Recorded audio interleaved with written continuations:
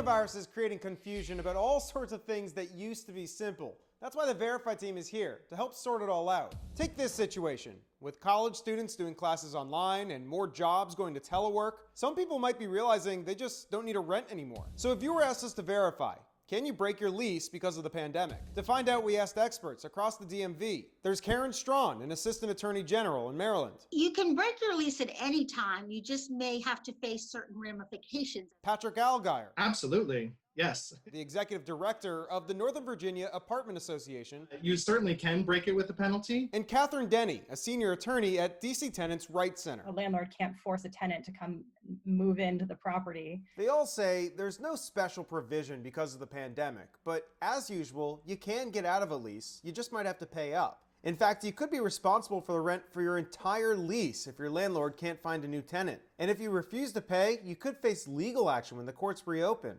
And that could eventually impact your credit score. So in general, we could verify. Yes, you can break your lease, but all our experts say that you're going to want to read the fine print before you do so, because you could have to pay up. Meanwhile, we should mention some exceptions here. Things like active service members who need to move, or victims of domestic violence. One last thing. If you're thinking about signing a lease, but you're afraid to commit during the pandemic, our experts say just talk to your landlord. They might be willing to add a line to your lease which would protect you if things fall through due to the pandemic. Now, we want to be there for you. If you've got something that you want our Verify researchers to look into, just email us at verify@wusa9.com.